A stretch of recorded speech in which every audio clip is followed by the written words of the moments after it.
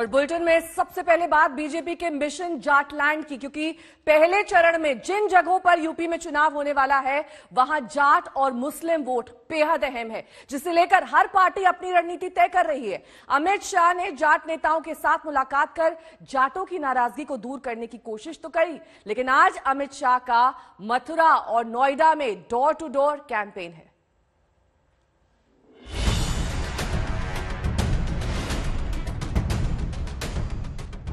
क्या जाटलैंड के नतीजे ही तय करने वाले हैं यूपी का चुनावी भविष्य? बीजेपी की चुनावी रणनीति के चाणक्य कहे जाने वाले अमित शाह के घर दिल्ली में कल जब जाट नेताओं की पंचायत बैठी तो साफ हो गया कि पश्चिमी उत्तर प्रदेश में लड़ाई इस बार घनघोर है और दांव पर है बीजेपी की साख।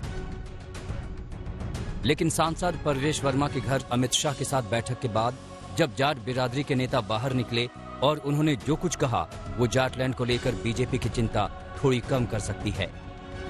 बिल्कुल भाजपा का साथ देंगे। 2022 में पूरी भाजपा सरकार आएगी। और जाट आज यहाँ से संकल्प लेकर जा रहे, जो सभी आरएलडी के भी थे, आज उन्होंने मन परिवर्तन कर लिया कि बिल्कुल सफाया कर देंगे सिर्फ बीजेपी। दरअसल पश्चिम उत्तर प्रदेश में जयंत चौधरी को इस बार बीजेपी की चुनावी संभावनाओं के लिए खतरा बताया जा रहा है। किसानों और जाटों की नाराजगी की खबरें भी बीजेपी को परेशान कर रही हैं। ऐसे में जाटों को मनाने के लिए शाह को खुद सक्रिय होना पड़ा। जाट समाज एक राष्ट्रभक्त कौम है और राष्ट्रभक्त सदा उन राष्ट्रभक्तों को नमन करती है जो देश को भी एक राष्ट्रभक्ति के मार्ग पर ले जाकर चलते हैं।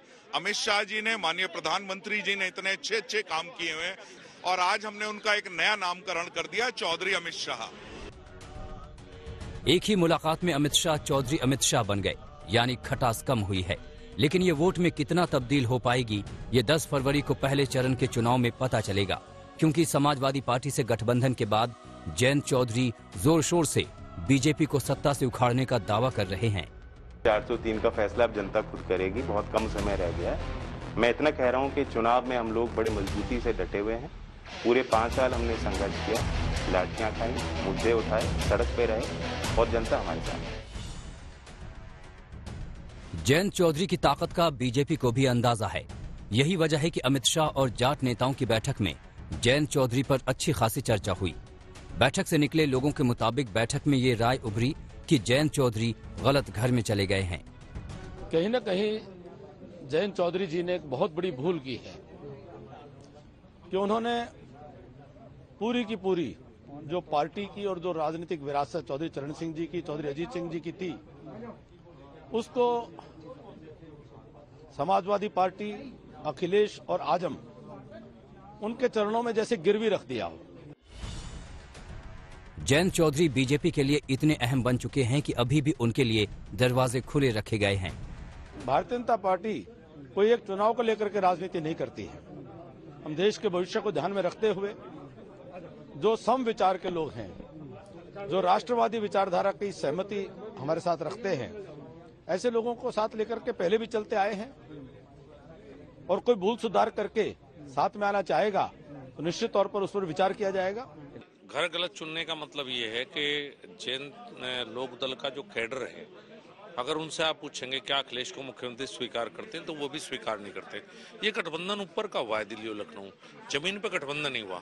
बाकी राजनीति में भविष्य की संभावनाएं तो हमेशा खुली रहती हैं। कि जयंत चौधरी जी एक अच्छे युवा नेता हैं, एक अच्छे जिस परिवार का किसानों के लिए संघर्ष रहा उससे ताल्लुक रखते हैं और इलेक्शन के बाद में संभावनाएं हैं और हमेशा हमारे दरवाजे उनके लिए खुले हैं। लेकिन जयंत चौधरी ने ये न्योता ठुकरा दिया है। उन्होंने ट्वीट किया, न्योता मुझे नहीं, उन 700 किसान परिवारों को दो जिनके घर आपने उजाड़ दिए। दरअसल जयंत चौधरी पर डोरे डालने की वजह से पश्चिमी उत्तर प्रदेश का चुनावी गणित और वहां चौधरी चरण सिंह के परिवार का दबदबा। जरा गौर कीजिए यूपी के जाट प्रभाव वाले जिलों पर। मेरठ, मुजफ्फरनगर, मुरादाबाद, बिजनौर, सहारनपुर, शामली, मथुरा, अलीगढ़, बुलंदशहर, आगरा, बरेली और बदायूं। जाटों और किसानों के दबदबे वाली ये जमीन किस हद तक सियासी रूप से उर्वर है, इसका अंदाजा इसी बात से लगाया जा सकता है कि इसी की बदौलत जाटों के सबसे बड़े नेता चौधरी चरण सिंह 2 बार यूपी के सीएम, केंद्र में मंत्री, उप प्रधानमंत्री और फिर प्रधानमंत्री के पद तक पहुंच गए थे। हालांकि पिछले चुनाव में बीजेपी यहां के समीकरणों को साध चुकी है, लेकिन इस बार लड़ाई कुछ अलग बताई जा रही है। इसी से बीजेपी को चिंता है। इसी चिंता को दूर करने के लिए आज अमित शाह मथुरा भी जा रहे हैं। सुबह 11:30 बजे वो वृंदावन में बांके बिहारी मंदिर में दर्शन करेंगे। दोपहर 1:15 बजे मथुरा में वोटरों से बातचीत करेंगे। घर घर संपर्क अभियान में शामिल होंगे। उसके बाद 4:15 बजे ग्रेटर नोएडा में मतदाताओं से बातचीत में हिस्सा लेंगे। शाह के अलावा आज राजनाथ सिंह भी बागपत में पंचायत करेंगे और गाजियाबाद में द्वार द्वार संपर्क अभियान। साफ है, पश्चिमी यूपी में इस बार लड़ाई जोरदार है। दिल्ली से हिमांशु मिश्रा के साथ आज तक ब्यूरो। वहीं जाटों को बनाने के लिए दिल्ली में हुई बैठक में अमित शाह ने जाटों के साथ 650 साल के रिश्ते की दुहाई दी। लोग पूछ रहे हैं कि बीजेपी 650 साल पुरानी पार्टी कैसे हो गई, तो सुनिए अमित शाह का वो बयान जिसमें उन्होंने 650 साल की गुत्थी सुलझाई है। हमारा आपका नाता तो 650 साल पुराना है, तो पूरी सभा समाप्त होने के बाद 1-2 लोग रुक गए। उन्होंने बोले भैया 650 साल समझा दो, आपकी पार्टी ही 50 साल से बनी, कैसे 650 साल? आप भी मुगलों से लड़े, हम भी लड़ रहे हैं, ये हमारा नाता है।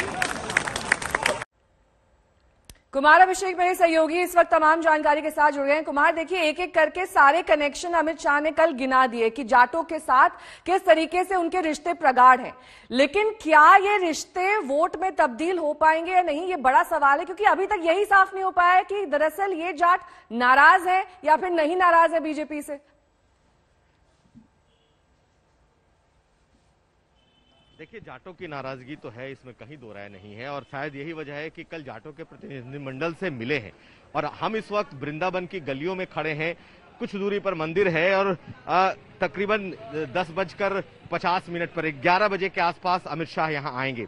यहां आने का भी एक खास पर्पस है और वो पर्पस ये है कि जो ब्रज का क्षेत्र है, आगरा, मथुरा, इसके कई जो ऐसे क्षेत्र हैं वो कहते हैं जाट बहुल है। तो कल अमित शाह ने जाटों के प्रतिनिधिमंडल से मुलाकात की है। आज बकायदा वो मथुरा आ रहे हैं, दर्शन करेंगे और कुल मिलाकर अगर यहां देखें तो यहां से श्रीकांत शर्मा चुनाव मैदान में है। श्रीकांत शर्मा की स्थिति बहुत अच्छी नहीं कही जा रही, बहुत कड़े टक्कर में है। ऐसी स्थिति में एक तीर से 2 निशाने साधने की एक कोशिश दिखाई देती है कि कहीं ना कहीं जाट बहुल इस इलाके में उनका आना, बांके बिहारी के मंदिर के दर्शन करना और उसके बाद जो मतदाता हैं उनके साथ एक उनकी मीटिंग रखी हुई है। 11:50 पर वो आज यहाँ के प्रबुद्ध मतदाताओं से मिलेंगे, उनसे बातें करेंगे और संघ परिवार के लोगों से मुलाकात करेंगे। उसके बाद उनके भोजन का भी कार्यक्रम है, कार्यकर्ता के घर पर उन्हें खाना खाना है। तो कुल मिलाकर कल जिस तरीके से जाटों को साधने की कोशिश हुई है, जिस तरीके से मैसेजिंग हुई है, जिस तरीके से उन्होंने जयंत चौधरी तक अपनी बात भी पहुंचाई है, तो उनके गुस्से को कम करने की एक बड़ी वजह दिख रही है। और साथ साथ जब वो बांके बिहारी का दर्शन करेंगे अमित शाह, तो उसके बाद एक संदेश देने की कोशिश होगी, क्योंकि पहला विजिट उनका कैराना था और दूसरा वो सीधा मथुरा आ रहे हैं। देखिए, मथुरा के कुमार कई और भी मायने हैं, क्योंकि ये कहा गया था डिप्टी सीएम की तरफ से कि अब अयोध्या के बाद अगला मंदिर निर्माण मथुरा में ही होना है। इस बारे में भी आज अमित शाह कुछ कह सकते हैं या फिर नहीं? बिल्कुल, देखिए, अयोध्या का इनका कार्यक्रम पूरा हो गया है, काशी पूरा हो चुका है और अगर देखें तो मथुरा को लेकर काफी चर्चा है। खुद मुख्यमंत्री योगी आदित्यनाथ 19 बार मथुरा आ चुके हैं। कल जब श्रीकांत शर्मा से हमने बात की थी तो उनका कहना था कि अब मथुरा का जो गर्भगृह है वहां पर भव्य मंदिर का निर्माण और साथ साथ कॉरिडोर बनेगा। तो बीजेपी ने एक मैसेज देने की जरूर कोशिश करनी शुरू कर दी है कि उसके बाद काशी और अयोध्या के बाद अब मथुरा की बारी है और कैराना के बाद सीधा अमित शाह का जो दूसरा कार्यक्रम है वो मथुरा में है। तो इसके बड़े सियासी मायने हैं, धार्मिक मायने भी है और बीजेपी का जो एजेंडा है वो भी साफ साफ दिखाई देता है। लेकिन जैसा कि मैं बता रहा था कि एक तीर से कई निशाने हैं, तो बीजेपी का जो अपना धार्मिक कार्ड है, जो उसका मथुरा कार्ड है और उसके साथ साथ जिस तरीके से साधों को, जाटों को साधने की जो एक कोशिश है वो भी आज के इस दौरे से साफ दिखाई देती है। नेहा, बिल्कुल, जाहिर तौर पर आज का ये दौरा बेहद अहम। अमित शाह अब से कुछ ही देर बाद मथुरा पहुंचने वाले हैं, तमाम तैयारियां वहां पर की गई हैं। किस तरीके का कार्यक्रम आज कुमार वहां पर अमित शाह का रहने वाला है और कितनी देर तक वो वहां बने रहेंगे? देखिए, वो 10:50 पर यहाँ पहुंचने वाले हैं और तकरीबन 2.5 घंटे का उनका एक पूरा कार्यक्रम है। जहां वृंदावन की इस वक्त गलियों में मौजूद हैं, मेरे पीछे कुछ दूरी पर मंदिर है बांके बिहारी जी का, तो अपनी यात्रा की शुरुआत वो बांके बिहारी जी के दर्शन से करेंगे। यहां के बाद वो मथुरा जाएंगे और मथुरा में जो प्रबुद्ध मतदाताओं का एक कार्यक्रम है उसमें शिरकत करेंगे। कोरोना प्रोटोकॉल के तहत चूंकि बड़ी सभाएं नहीं हो सकती, इसलिए छोटी छोटी सभाओं के जरिए बीजेपी के जो बड़े नेता हैं वो मतदाताओं को साध रहे हैं। तो ये मतदाताओं के साथ उनकी बैठक है, जो सीधा सीधा वोटर से संवाद है। और इस कार्यक्रम के बाद अमित शाह एक कार्यकर्ता के घर पर खाना खाएंगे। तो 3 कार्यक्रम यहां पर हैं और उसके बाद फिर वो दादरी जाएंगे और दादरी में उनका डोर टू डोर कार्यक्रम है। तो आज दिन भर अमित शाह के अलग अलग कार्यक्रम हैं, लेकिन मथुरा का ये मुख्य कार्यक्रम है। और बांके बिहारी जी के मंदिर से शुरुआत करना ये इस बात की ओर इशारा कर रहा है कि बीजेपी बहुत अग्रेसिव तरीके से अपने एजेंडे पर बढ़ी है। और भले ही कोरोना का इस वक्त दौर चल रहा हो, लेकिन देखिए पहले कैराना गए, कैराना में उन्होंने पलायन वाली बात कही कि जिन लोगों ने पलायन कराया है अब वो पलायन कर रहे हैं। दूसरा जो उनका विजिट है वो सीधा मथुरा है और मथुरा से एक जो उनका एजेंडे का संदेश है वो भी साफ दिखाई दे रहा है। बिल्कुल, door to door campaign Kairana में किया था अमित शाह ने और आज उनका मथुरा दौरा भी बेहद अहम बताया जा रहा है। 10:50 पर यह कहा जा रहा है कि अमित शाह वहां पर पहुंचेंगे, बांके बिहारी मंदिर के दर्शन करेंगे। अब आपको दिखा देते हैं कि किस तरीके से पूरे उत्तर प्रदेश में इस वक्त चुनाव को लेकर बीजेपी आक्रामक हो गई है, किस तरीके से अब जाट और मुस्लिम वोट को साधने की कवायद चल रही है, क्योंकि 50% से ज्यादा वोट है जाट और मुस्लिमों के। और पश्चिमी यूपी के 18 जिलों में जाटों का अच्छा खासा प्रभाव माना जाता है। यही वजह है कल अमित शाह 250 से ज्यादा जाट लीडर से मिले थे। 80 सीटों पर नतीजों में जाट निर्णायक हैं और 20 जिलों में लगभग 14% जाट वोट है। इससे आप समझ सकते हैं कि इसे जाट लैंड क्यों कहा जाता है। और इस जाट लैंड का वोट समीकरण ही समझकर ये साफ हो जाता है कि वहां पर इस वक्त किस तरीके से बीजेपी जाटों को साधने की कोशिश कर रही है। 2019 91% से ज्यादा जाटों ने वोट किया। पश्चिमी यूपी के 18 जिलों में ये जाट प्रभावी हैं अपने वोट द्वारा। तो पूरी सभा समाप्त होने के बाद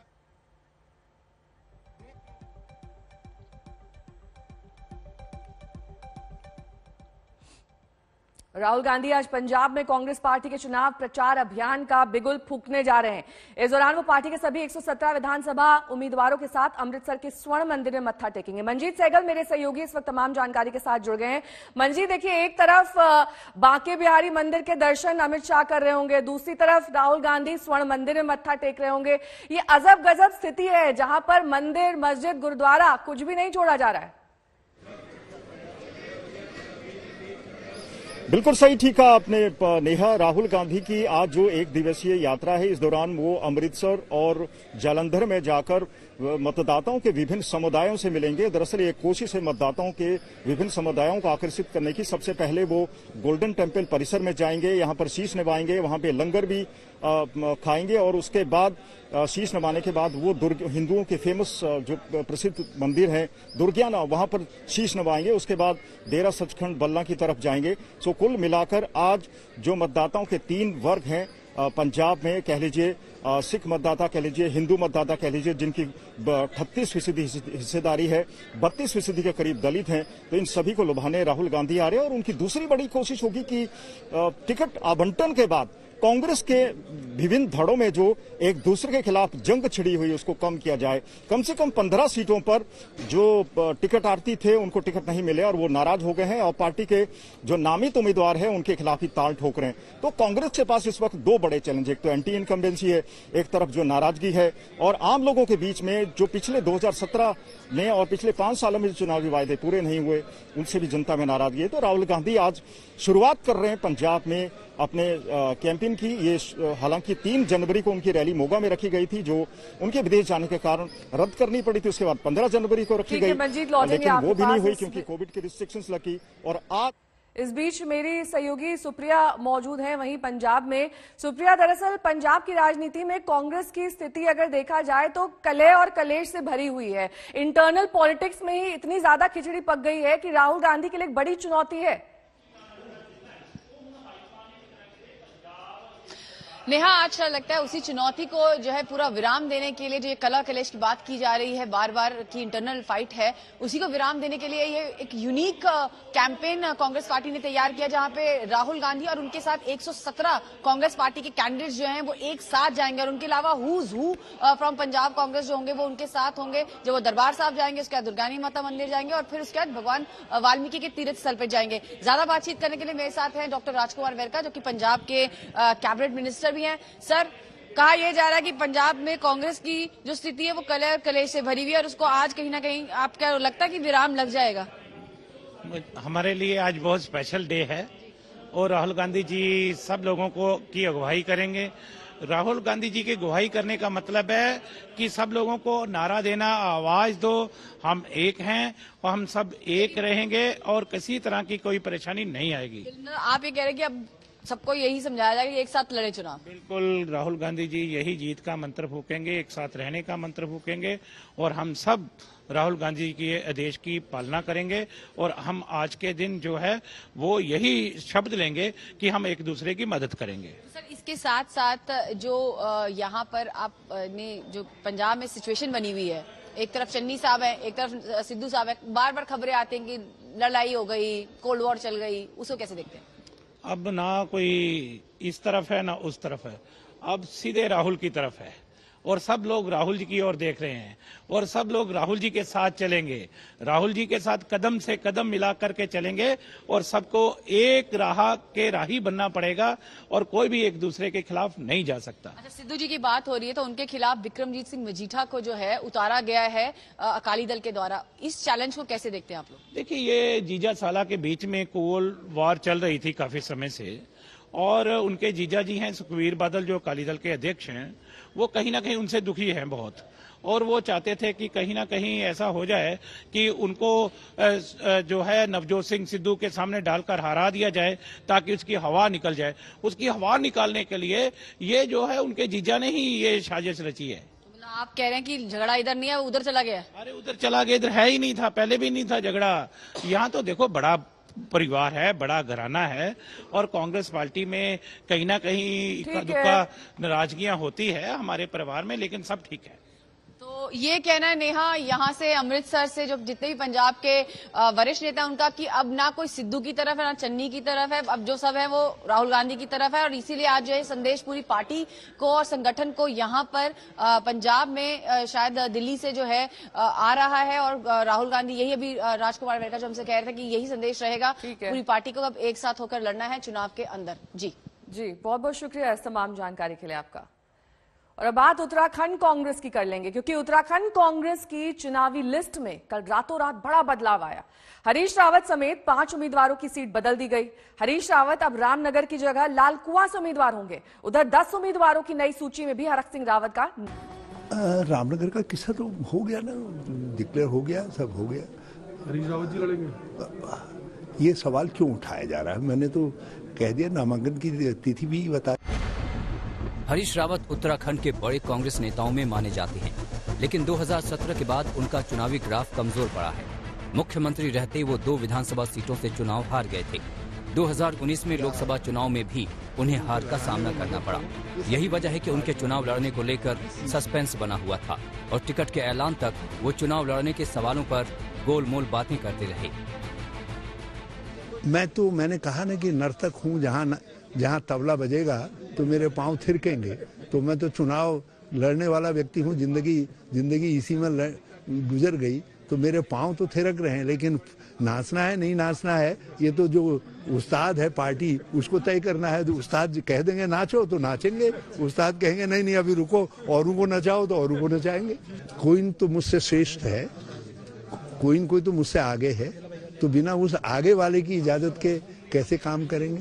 मैं भी जो है, मैं तो खाली एक हिस्सा हूँ, एक पुर्जा हूँ, तो मशीन तो कहीं और है, तो मशीन की इजाजत तो लेनी पड़ेगी। हरीश रावत की पहेली तो सुलझ गई, लेकिन बीजेपी से ताजा कांग्रेस में आए हरक सिंह रावत का पेंच नहीं सुलझ पाया।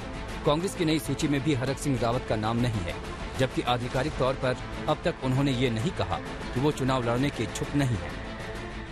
मेरी कोई शर्त नहीं है, आप जो भी जिम्मेदारी मुझे दें, चुनाव लड़ाना चाहते हैं मैं चुनाव लड़ने के लिए तैयार हूं। आप मुझे किस सीट से लड़ाना चाहते हैं मैंने ये भी पार्टी पे छोड़ दिया है। आप मेरे उपयोग पूरे प्रदेश में चुनाव अभियान में लेना चाहते हैं तो मैं उसके लिए भी अपने को समर्पित करने के लिए तैयार हूं। और मैंने ये वायदा पार्टी से जोड़ किया है कि मैं 30-35 सीटें ऐसी हैं, गढ़वाल की लगभग सभी सीटें। इस बीच देहरादून की कैंट विधानसभा सीट से सूर्यकांत धस्माना को उतारने का भी कांग्रेस में विरोध शुरू हो गया है। राज्य आंदोलन से जुड़ी महिला कांग्रेस कार्यकर्ताओं ने देहरादून पार्टी मुख्यालय पर विरोध प्रदर्शन किया। कैंट में पुनर्विचार की बात कर रहे हैं। हमने हाईकमान से मांग की है और जो हमारे सब साथी यहाँ बैठे हैं आंदोलनकारी, किसी का विरोध नहीं कर रहे हैं, पार्टी का विरोध नहीं कर रहे हैं। हम कह रहे हैं कि इस टिकट पर पुनर्विचार हो। कैंट विधानसभा की जो सीट है उस पर किसी राज्य आंदोलनकारी या वरिष्ठ कांग्रेसी को टिकट दिया जाए। साफ है कि उत्तराखंड में कांग्रेस दो मोर्चे पर लड़ रही है, एक तरफ बीजेपी और दूसरी तरफ अंदरूनी खींचतान।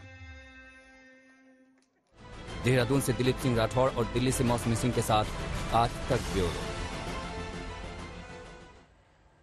वहीं उत्तराखंड में कांग्रेस ने उत्तराखंडी स्वाभिमान 4 धाम 4 काम थीम पर चुनाव अभियान चला रखा है। उत्तराखंड में बीजेपी के चुनाव प्रभारी प्रहलाद जोशी ने कांग्रेस के इस अभियान पर तीखा सवाल उठाया है। आज तक से खास बातचीत में प्रहलाद जोशी ने कहा कि 4 धाम के लिए कांग्रेस ने कुछ नहीं किया है। जोशी जी, आपसे जानना चाहूंगा, कल कांग्रेस ने अपना कैंपेन सॉन्ग लॉन्च किया, 4 धाम 4 काम उत्तराखंड का स्वाभिमान, और उनके सब नेता हरीश रावत और उस पर डांस कर रहे थे। अभी चाहता है कि उत्तराखंड का स्वाभिमान और उत्तराखंड का उद्धार की बात कर रहे हैं। नहीं, मैं पहले एक 4 धाम के बारे में बता रहा हूँ।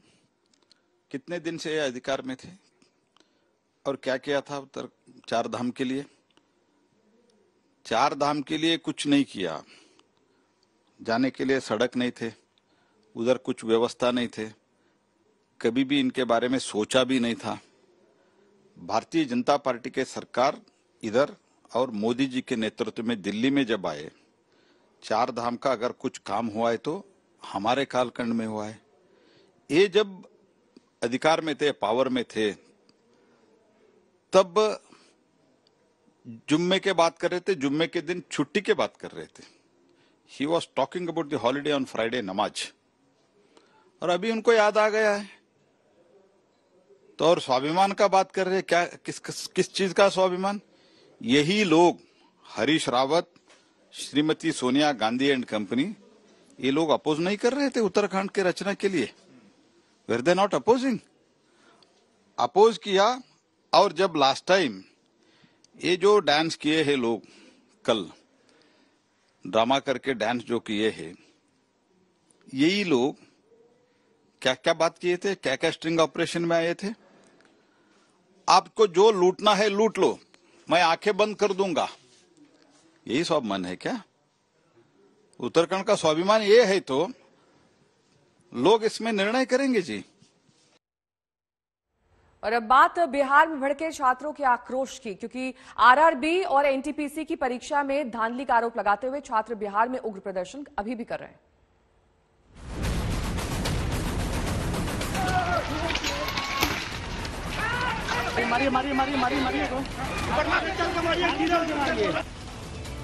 लगातार तीसरे दिन छात्रों के प्रदर्शन के बाद जाकर, एक नहीं 2 राज्यों में छात्रों के गुस्से के बाद जाकर, छात्रों को कानून तोड़ने के लिए मजबूर करने के बाद जाकर रेल मंत्रालय ने वो कदम उठाया जो पहले उठाना था।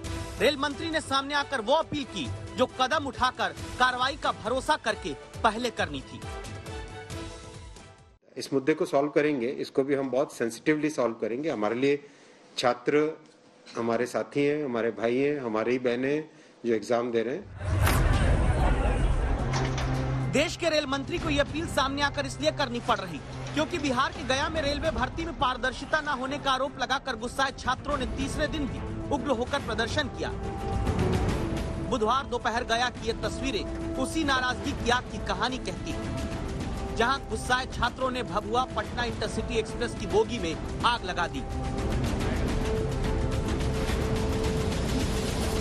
देश जब गणतंत्र दिवस मना रहा है, गया में छात्रों को काबू करने के लिए पुलिस को आंसू गैस का गोला छोड़कर उन्हें दौड़ाना पड़ता है।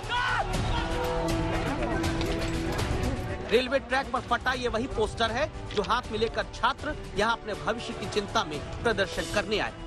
वो बेरोजगार युवा जिन्हें अपने भविष्य पर नौकरी के संकट में चोट पड़ती दिखी, उन्होंने पत्थर उठाए। जिस रेलवे की नौकरी को ईमानदारी से करने का सपना देखा, उसी की संपत्ति को चोट पहुंचाने के लिए मजबूर हुए। जितने भी स्टूडेंट्स हैं कि उत्तेजित न हो, हम लोग भी उन्हीं की मदद के लिए हैं, हम लोग मदद भी कर रहे हैं, परंतु अगर कानून को अपने हाथ में लेंगे तो अपना कानून की एक प्रक्रिया है, उसके तहत हम लोगों को भी कार्रवाई करने की बात होगा।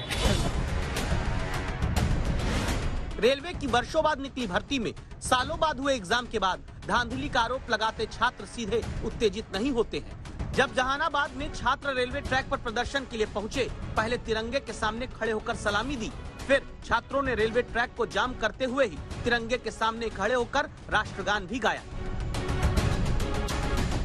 लेकिन जिन बेरोजगारों की समस्या का समाधान सीधे निकालना था, उनके शांतिपूर्ण प्रदर्शन के उत्तेजना में बदल जाने का कारण क्या रहा? क्योंकि बुधवार को ही नहीं बल्कि मंगलवार को भी बिहार में बेरोजगार युवा अपने हक के रोजगार पर छाए संकट के बादलों के बीच सीतामढ़ी में प्रदर्शन करने लगे। 7 घंटे तक जहां छात्रों के प्रदर्शन और पथराव के बीच रेल सेवा बाधित रही, जहां छात्रों को हटाने के लिए पुलिस को हवाई फायरिंग तक करनी पड़ती है।